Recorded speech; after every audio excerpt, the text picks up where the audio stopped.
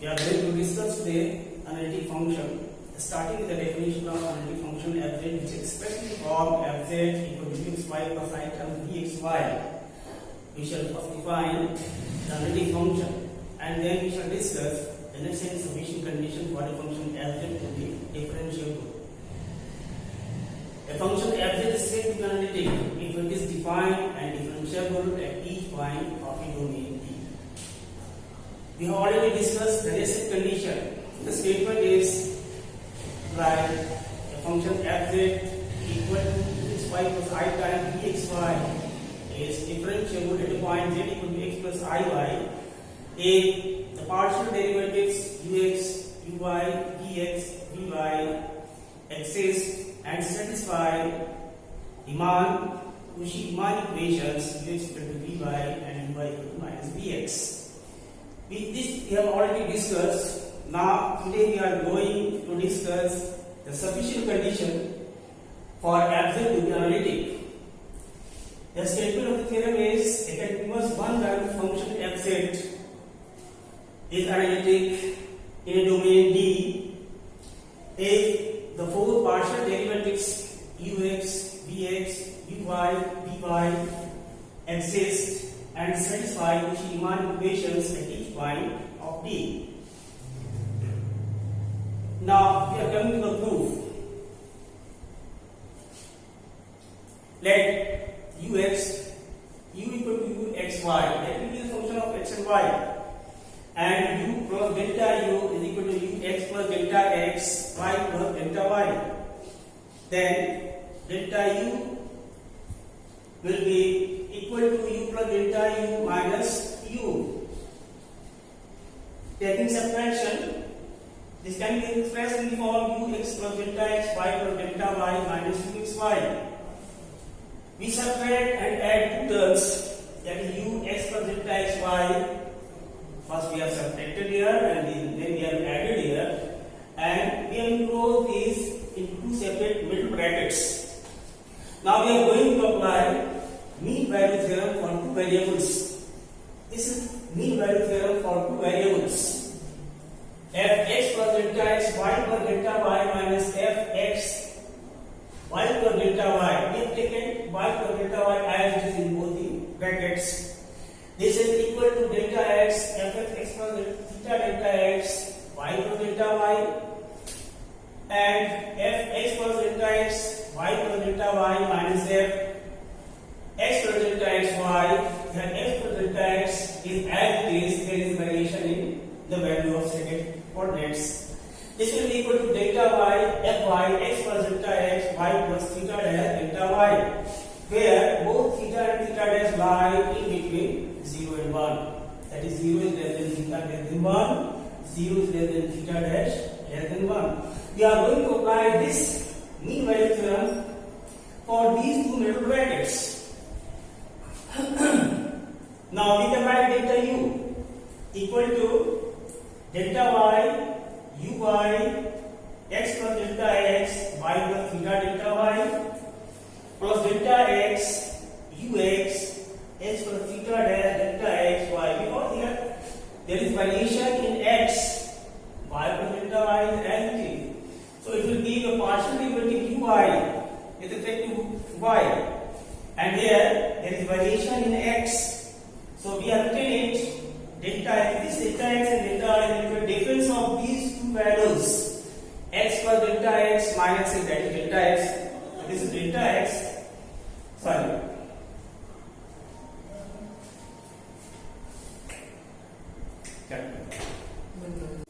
So we have delta u equal to delta y, uy, x plus delta x, y plus delta y, y plus theta delta y, plus delta x, ux, x plus theta dash delta x, y, where 0 is less than theta less than 1 and 0 is less than theta dash less than 1. Since ux and uy are continuous in D, it is also uniformly continuous in D. And by uniform continuity we have mod uy, x plus delta x, y plus theta delta y minus uy, xy. This will be less than epsilon, and mod minus ux xy less than epsilon, where mod delta x is less than delta and mod delta y is less than delta. Now we are coming to this part. If we take uy x plus delta x y plus delta y minus uy xy equal to alpha and ux x plus theta dash delta x y plus delta y minus uy ux xy equal to beta, then we can write uy x plus delta xy uy x plus delta x y plus delta y equal to uy xy plus alpha from this equation, and ux x plus theta dash delta x y plus delta y equal to ux xy plus beta from this equation. Jointly we call it equation number 3. Now we are going to put this value in equation number 1.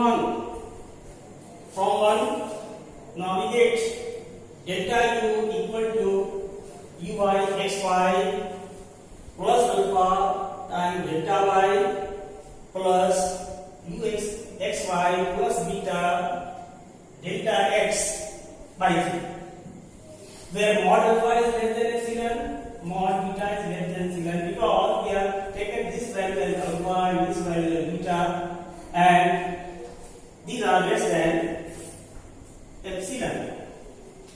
Less than epsilon, less than this is alpha and this is beta. So this condition comes from that equation.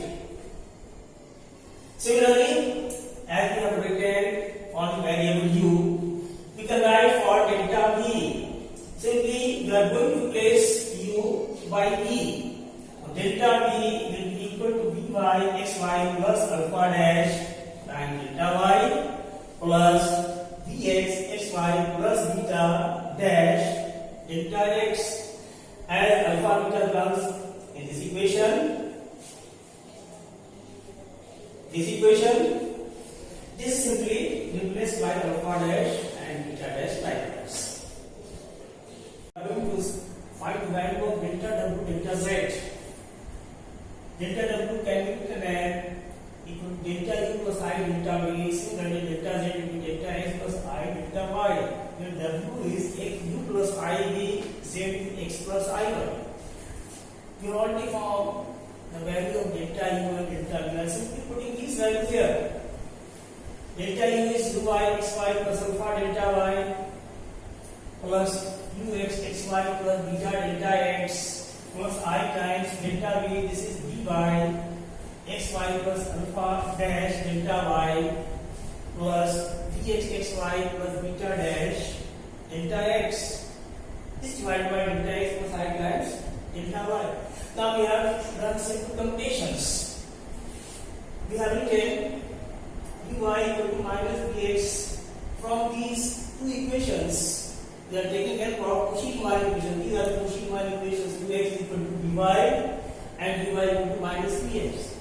So uy is minus vx, xy plus alpha delta y as it is. This is also as it is, ux xy plus beta delta x, and here plus I times under bracket we have to replace dy by ux. Dy equal to ux. So it is ux xy plus alpha dash delta y plus I times vx xy plus beta dash delta x divided by delta x plus I delta y. Now these are simple computations. We have written it in the form ux xy delta x plus I delta y plus I vx xy times delta x plus I delta y plus alpha delta y plus beta delta x plus I alpha dash delta y plus I beta dash delta x. So finally we get this form ux plus I vx delta x plus I delta y plus alpha plus I alpha dash delta y plus beta plus I beta dash delta x divided by delta x plus I delta y. We have bifurcated this step, so we should get ux plus I dx plus alpha plus I alpha dash delta y divided by delta x plus I delta y plus beta plus I beta dash delta x divided by delta x plus I delta y. And finally, we have taken it in the left, and also we have taken mod. So mod of delta w delta z minus 2x plus I dx. This is less than equal to mod alpha plus mod alpha dash plus mod beta plus mod beta dash. We have utilized these two expressions because mod delta y is always less than mod delta x plus I times delta y. So mod delta y and mod delta x plus I delta y will be less than equal to 1. Similarly, mod delta x by mod delta x plus I delta y will be less than equal to 1. And finally, these have the values less than or equal to alpha dash, epsilon and epsilon dash. Mod alpha is less than epsilon. This is less than epsilon dash. Of course, we shall have one character. So finally, we have this is less than equal to epsilon plus epsilon dash plus epsilon plus epsilon dash, because this is less than epsilon, this is less than epsilon dash, this is less than epsilon, this is less than epsilon dash. So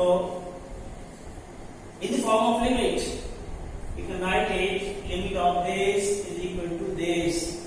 That is, this limit is finite, and this is the definition of differentiation of a function f z w equal to f z. So we have shown finally that w is differentiable in the domain. Okay, thank you.